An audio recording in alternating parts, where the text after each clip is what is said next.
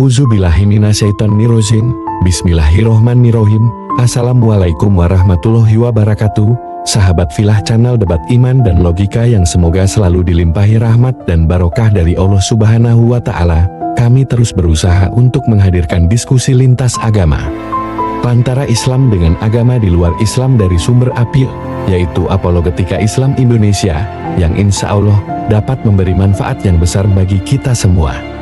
Baiklah sahabat Filah Channel Debat Iman dan Logika, jika suka dengan acara channel ini, jangan lupa bantu kami untuk subscribe, like, share dan komen, dan aktifkan tanda lonceng agar tidak ketinggalan video yang terbaru dari kami. Semoga kebaikan sahabat Filah dibalas oleh Allah Subhanahu wa Ta'ala dan dijadikan amal jariah. Mari kita dengarkan tanya jawab, debat dan diskusi berikut ini. Selamat mendengarkan. Jazakumullah khairan katsiran, sukron. Bung, jangankan ente Bung, jangankan saudara, kedatangan Islam itu justru mengajak kemudian Bani Israel itu masuk Islam. Allah Subhanahu wa Ta'ala menjelaskan dalam Al-Quran surah Al-Ma'idah ayat 15. Bismillahirrahmanirrahim. Ya ahlal kitab, qad ja'akum rasuluna yubayyinu lakum katsiran mimma kuntum tukhfuna minal kitab wa ya'funa an katsir.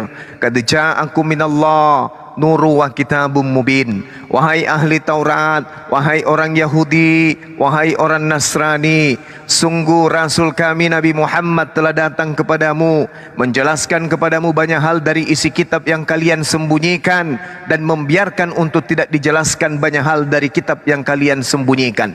Sungguh telah datang kepadamu cahaya dari Allah dan kitab Al-Quran yang menjelaskan. Yahdi bihillah manittaba'a ridwanan subulas salam wa yukhrijuhum minaz zulumati ilan nuri biizni wa yahdihim ila siratin mustaqim. Dengan Al-Quran itu wahai orang Yahudi dan Nasrani, Allah akan memberi petunjuk kepada orang yang mengikuti keridaannya kepada jalan keselamatan. Al-Quran itu adalah jalan keselamatan, dan dengan Al-Quran pula Allah mengeluarkan manusia dari gelap gulita kepada cahaya dengan izinnya, dan dengan Al-Quran pula menunjukkan manusia kepada jalan yang lurus. Jadi kalau anda kemudian masuk Islam, dengan anda berislam, yakin dan percaya anda akan melakukan hukum Taurat. Dengan anda berislam, yakin dan percaya anda akan beriman kepada Yesus. Ya Bani Israel, wa iskala Isa bin Maryam ya Bani Israel, inni rasulullahi ilaikum musaddiqan lima baina yadayhi minat Tawrah wa mubashiran bi rasuli ya'ti min ba'di ismuhu Ahmad falamma ja'akum bil bayinati falamma ja'akum na'udzubillah thumma na'udzubillah. Ada yang hafal ayatnya?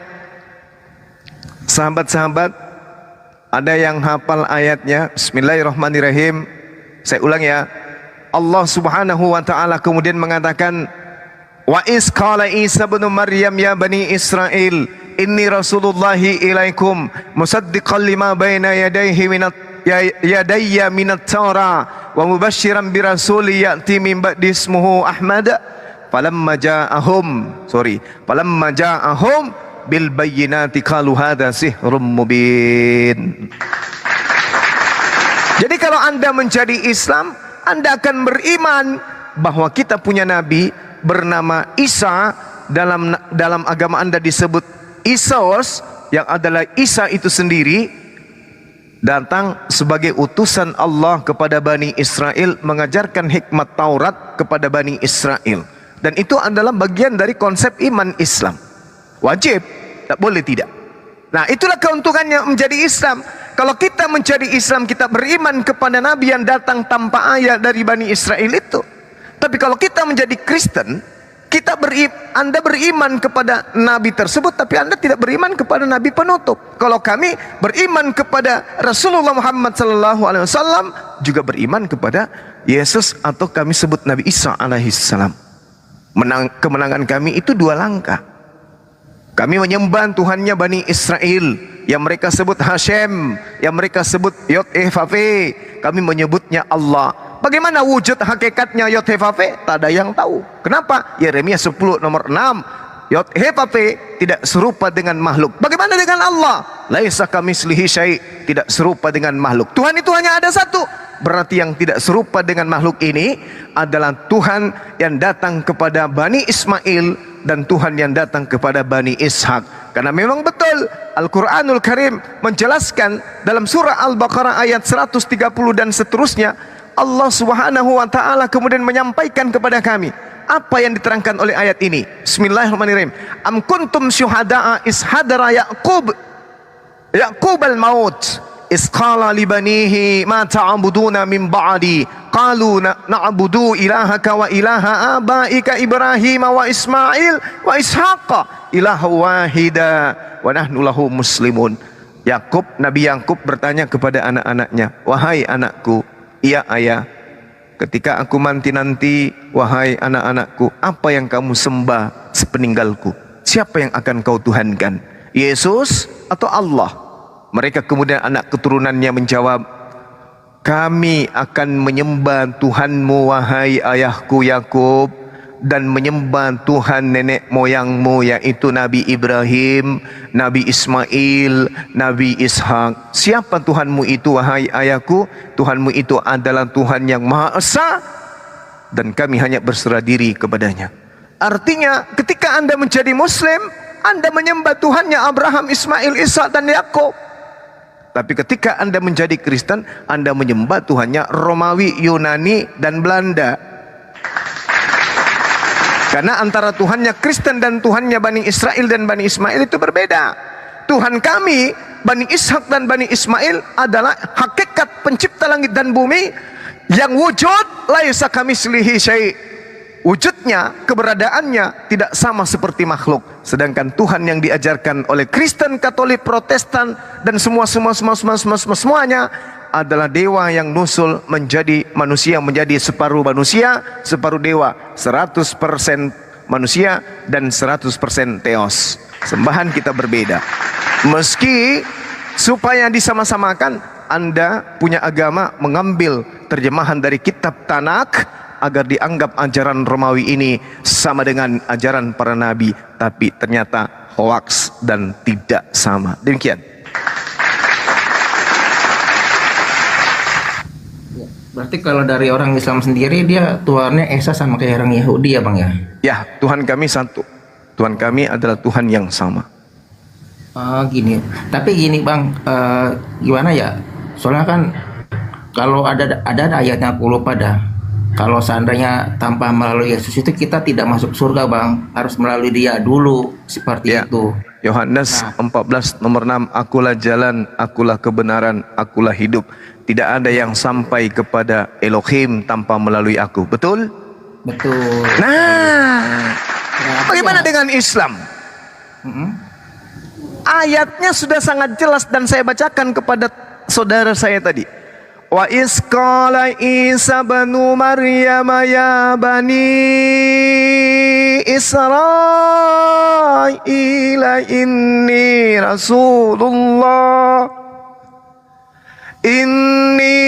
Rasulullahi ilaikum musaddiqan lima baina yadayya minat Taurat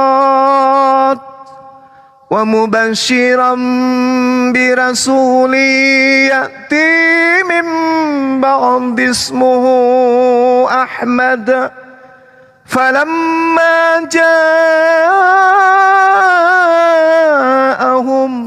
bil bayyinati qalu hadza sihrun mubin. Akulah jalan, akulah kebenaran, akulah hidup. Tak ada yang sampai kepada Elohim, pencipta langit dan bumi, tanpa melalui aku. Jadi kudu wajib melalui para nabi untuk sampai kepada Allah. Jangan melalui penyesat. Dan ingatlah ketika Isa putra Maryam yang lahir tanpa ayah di tengah-tengah Bani Israel berucap kepada kaumnya, ya Bani Israel, sesungguhnya aku utusan Allah kepadamu yang membenarkan kitab yang diwahyukan sebelumku kepada Nabi Musa yaitu Torah. dan memberitakan kabar gembira dengan seorang yang rasul yang akan datang setelahku yang bernama Muhammad. Aku akan minta kepada Bapa agar Bapa mendatangkan penolong lain. Dan memang aku harus pergi, sebab jika aku tidak pergi, maka penghibur itu tidak akan datang. Akan tetapi ketika penghibur itu datang, dia akan mengajarkan segala sesuatu tentang kebenaran, keadilan, penginsapan dunia akan dosa, yaitu roh kebenaran yang diutus Bapa, yang tidak berkata-kata dari dirinya sendiri melainkan apa yang didengarkan. Dan ketika ia datang, dia menghabiskan waktunya untuk memuliakan aku. Siapa yang mengikuti instruksi tersebut, maka dia akan sampai kepada Elohim. Akulah jalan, akulah kebenaran, akulah hidup. Maka dengarkan beliau, ikuti beliau, bahwa akan datang roh kebenaran setelah ia pergi, akan datang penolong lain setelah ia pergi, akan datang penghibur atas dunia ini setelah ia pergi. Ketika dunia penuh dengan dosa, kedatangannya kemudian menginsapkan dunia akan dosa tersebut. Apa dosa itu? Mengajarkan menghalalkan segala yang diharamkan Tuhan. Apa dosa itu? Mengajarkan kemudian menyembah kepada utusan Tuhan. Dan itu sudah merebak ke atas muka bumi, maka kedatangan roh kebenaran akan menghapuskan dosa-dosa akan dunia. Di mana Islam pergi, di situ penyembah-penyembah selain Tuhan akan berkurang. Di mana Islam disuarakan, maka di situ penyembah-penyembah roh-roh akan berkurang. Karena Islam datang untuk menginsapkan dunia akan dosa yang dibawa oleh sang pembinasa keji, mengajarkan anak keturunan Adam meninggalkan Tuhan menuju kepada penyembahan terhadap anak manusia. Jadi kalau saudara mengatakan Yesus adalah jalan, kebenaran dan hidup, karena itulah kami para apologet Islam 24 jam non-stop memperingatkan bahwa Yesus itu jalan, Yesus itu orang benar, Yesus itu yang memberikan hidup kepada orang yang mengikuti instruksi Elohim melalui beliau. Jangan kasihan dia dihina, difitnah, direndahkan dengan dikatakan diludahin, ditonjok, ditombak, ditampar, dibunuh dan seterusnya. Jangan, please. Beliau nabi, orang suci, orang kudus. Tak ada gunanya dia mati seperti itu, tak ada. Yang mati itu orang yang terkutuk. Yang mati itu adalah penista. Yang mati itu adalah pengkhianat. Yang mati itu adalah penerima suap. Yang mati itu adalah orang fasik.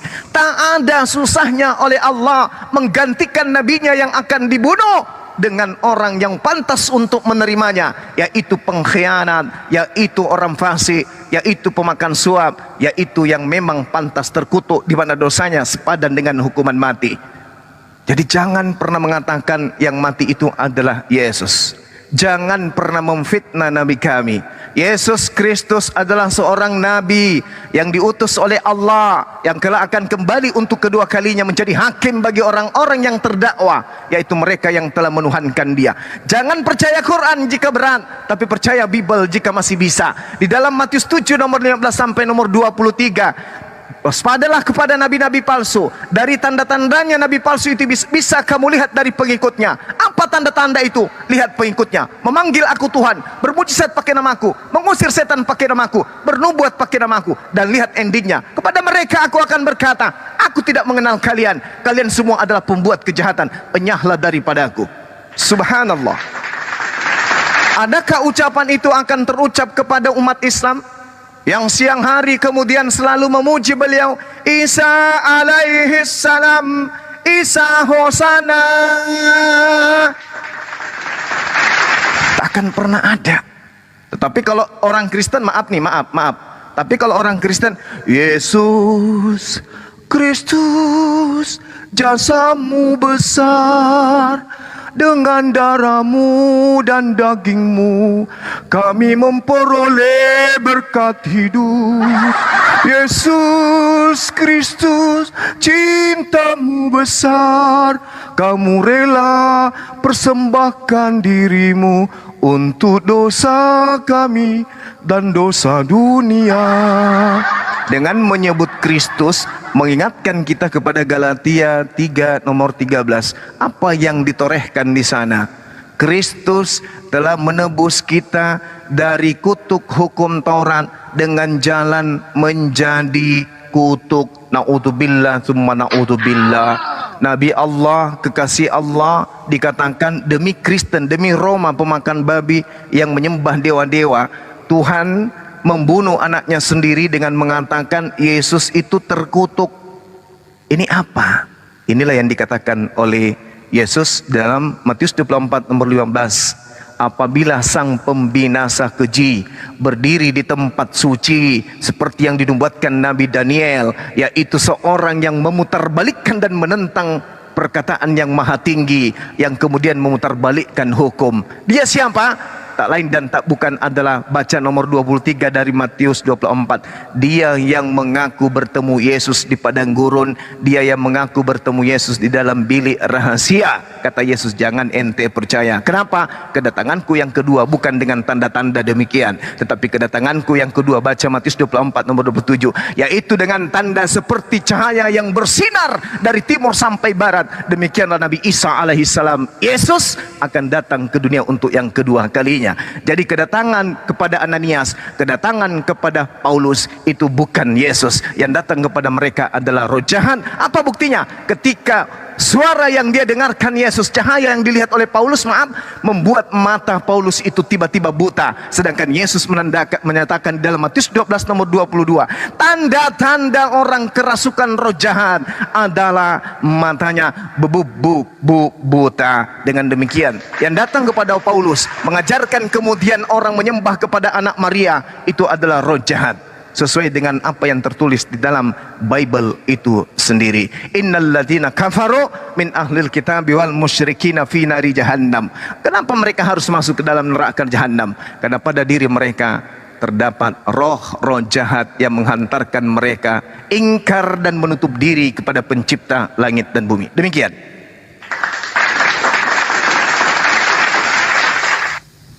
Baik bang, makasih penjelasannya. Tapi ini bang, ini yang saya bingung nih bang, mungkin ya. Yang saya bingung ini mungkin kan Nabi Muhammad kan utusan Allah ya, yang terakhir yang bilangnya bang ya. Tapi kenapa ada utusan,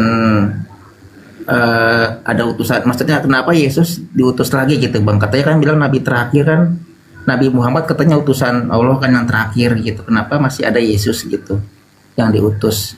Nah lalu terus pertanyaan yang kedua itu, apakah Allah itu beragama Islam bang? Seperti itu.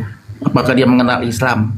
Kalau saya mau tanya gitu, boleh dibantu jelasin nggak bang, supaya saya nggak bingung gitu. Oke, baik. Bismillahirrahmanirrahim. Allah subhanahu wa ta'ala menjelaskan di dalam Al-Quran surah Al-Ma'idah ayat 3. Al-yawma akmaltu lakum dinakum wa atmamtu alaikum ni'mati wa raditu lakumul islam dinan famadibturra fi makhmasati gaira mutajanif li ithmi fa innallaha ghafurur rahim. Pada hari ini, kata Allah, telah kusempurnakan agamamu untukmu, dan telah aku cukupkan nikmatku bagimu, dan telah aku ridha Islam sebagai dinul, jalan kehidupanmu menuju ke akhirat. Tetapi barang siapa terpaksa kemudian untuk melakukan sesuatu dikarenakan uzur, kata Allah, bukan karena ia menghendaki berbuat dosa, maka sungguh Allah Maha Pengampun lagi Maha Penyayang. Kenapa harus Nabi Isa? Kenapa bukan Nabiullah Muhammad sallallahu alaihi wasallam? Karena ajarannya tadi saya bacakan, pada hari ini telah kusempurnakan agamamu.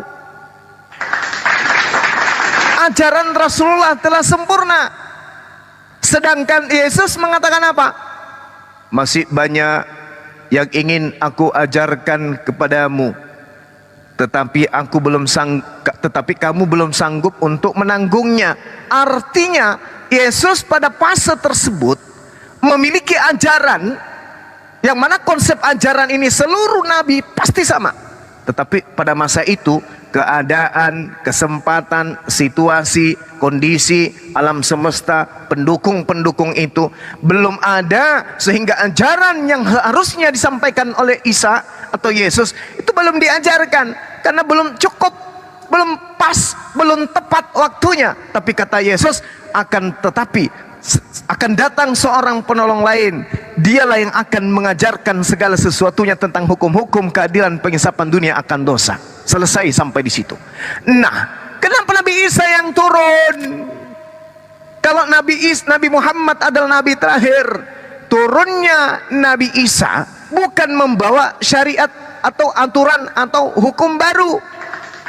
Turunnya Nabi Isa adalah justru menjadi penggenapan dari apa yang diterangkan oleh Nabi Muhammad. Apa itu?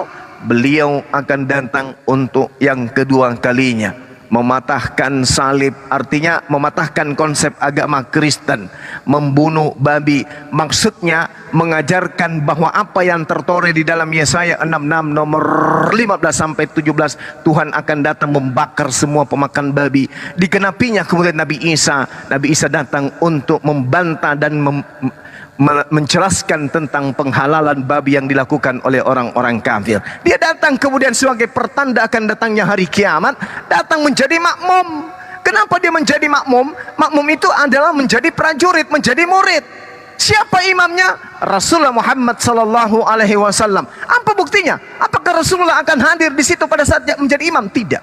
Tetapi yang menjadi imam di situ adalah umat baginda Rasulullah Muhammad sallallahu alaihi wasallam, bukan murid Yesus tetapi murid Nabi Muhammad. Lalu Nabi Isa atau Yesus pun menjadi makmum kepada murid dari Rasulullah.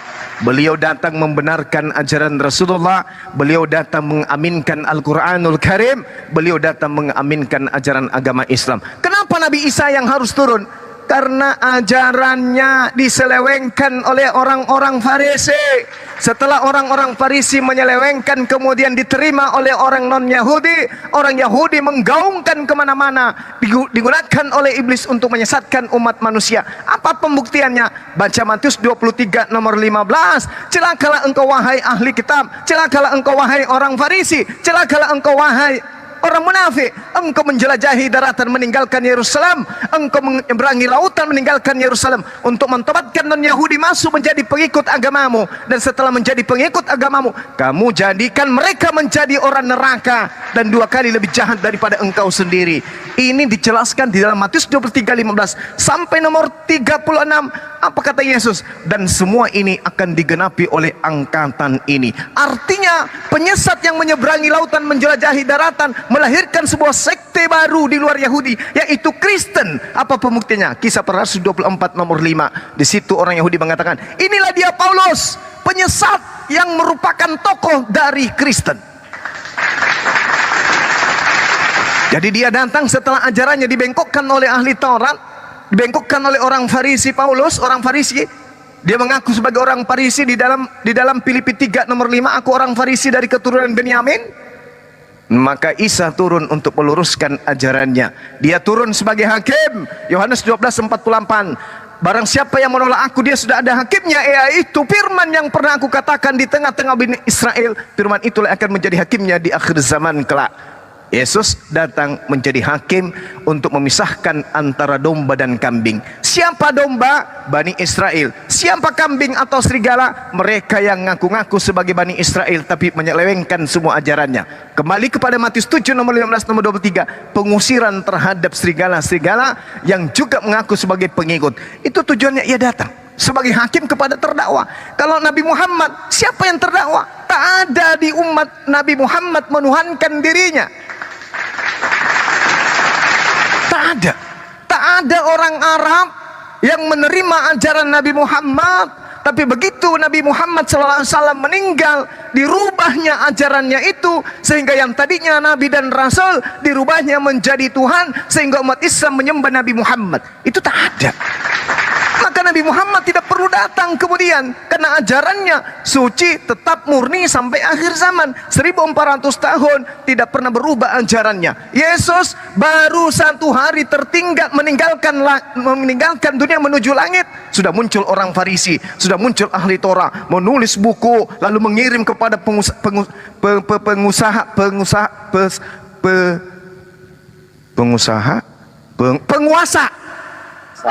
mengirim kepada penguasa-penguasa yang ada pada saat itu. Siapa mereka? Kekaisaran Romawi. Kekaisaran Romawi menyambutnya. Namun sebelum disahkan konsili, muktamar, akhirnya Yesus masuk menjadi kandidat satu dewa di antara 3 dewa yang mereka imani. Itu tujuannya Yesus datang, itu tujuannya Nabi Isa datang. Sepeninggal dia meninggalkan Yerusalem, muncul orang Taurat, orang ahli Taurat, muncul orang Farisi, mencari muka kepada pengusaha. Kok pengusaha lagi? Mencari muka kepada mencari muka kepada penguasa, mencari muka kepada pengusaha. Mencari muka kepada penguasa yang ada pada saat itu, sehingga Yesus menggantikan kedudukan daripada dewa Horus, dewa matahari. Apa yang terjadi? Patung-patung dewa matahari dihancurkan, lalu diganti dengan patung Yesus. Juga dijadikanlah sebagai Maria, patung besar yang menggendong bayi Yesus. Itu yang terjadi. Maka muncul Natal, muncul kenaikan, muncul kelahiran, muncul kematian, ibadah hari Minggu, makan babi, berpesta akhir tahun dan seterusnya. Itu semua tradisi-tradisi yang dilakukan oleh pengusaha pada saat itu yang menerima ajaran orang-orang Farisi. Lahirlah Kristen. Kerajaan Belanda pun menerima ajaran itu. Belanda masuk di Nusantara, ajaran itu pun cangkangnya diajarkan kemana-mana. Maka basis pengajaran yang diwariskan oleh penjajah Belanda itu ada titik-titik simpulnya di Nusantara kita ini. Saya kira begitu, saudara. Mohon maaf kalau saya tidak bisa membedakan antara pengusaha dengan apa satunya? Pengusaha dengan penguasa. Singkat menjemah. Gigi Bang Juma, gigi palsunya itu pasang dulu. Kurang ajar. Saya kira begitu, saudara. Mudah-mudahan apa yang saya sampaikan ini ada manfaatnya bagi saya pribadi. Apa agama Allah katanya, Guru? Bagus. Masya Allah, saya lupa. Di dalam Al-Quranul Karim tadi saya sudah membacakan, telah kusempurnakan agamamu. Agama itu berasal dari bahasa Sanskerta. Tidak. Gama kacau. Agama tidak kacau. Kalau kami dinul atau jalan atau sirat, ya, jalan atau milah atau ketetapan. Apakah Tuhan punya agama? Untuk apa? Tuhan tidak beragama, karena Tuhan itu adalah pencipta. Dia tidak butuh hukum untuk dirinya. Kenapa? Karena dia hakikat sang Khalik yang menguasai segala sesuatunya. Dia tidak terancam oleh api, dia tidak terancam oleh hewan buas, dia tidak terancam oleh hukum penjara, dia tidak terancam oleh neraka. Tidak, tak ada yang mengancamnya. Berbeda dengan kita makhluk yang bernama manusia ini, terancam api neraka, terancam hukuman neraka, terancam kemudian denda di dalam neraka. Maka kita butuh agama. Apa agama itu? Hal, dimensi, poin, item, kiat-kiat untuk menjauhkan manusia itu kepada neraka. Maka Tuhan mendatangkan agama. Agama itu aturan yang mengajarkan manusia supaya terbimbing kepada keselamatan. Makanya di dalam Al-Quranul Karim apa yang diterangkan kemudian?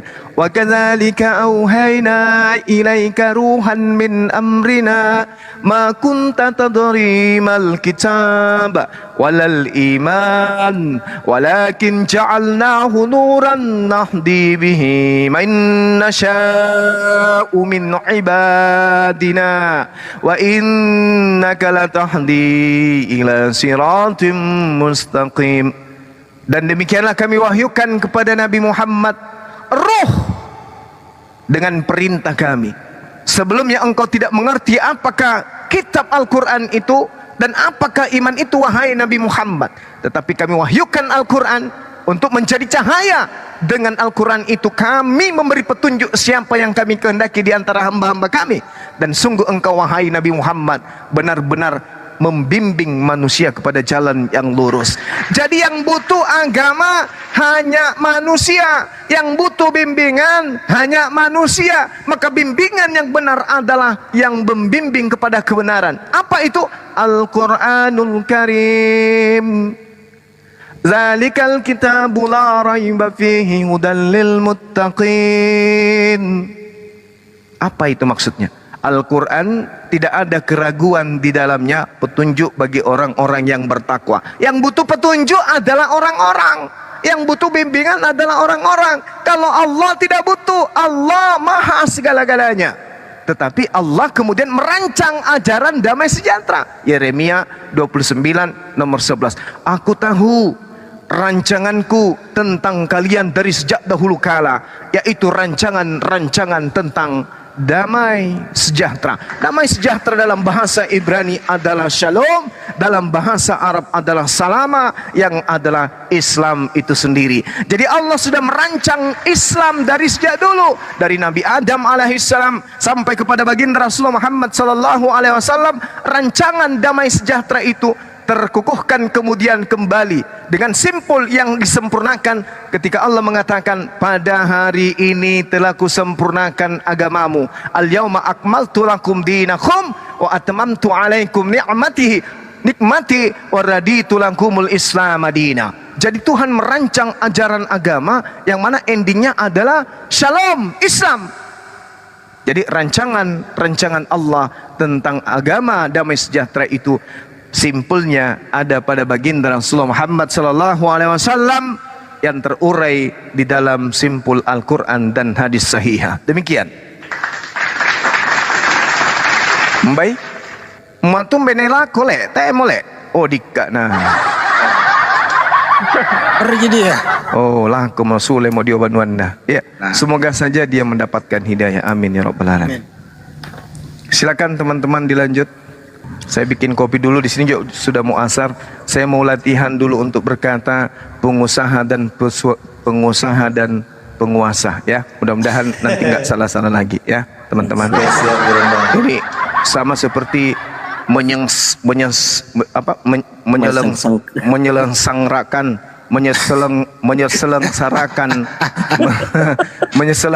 Aduh udahlah, uruslah sendiri tuh Bang Hadi. Demikian, lanjut.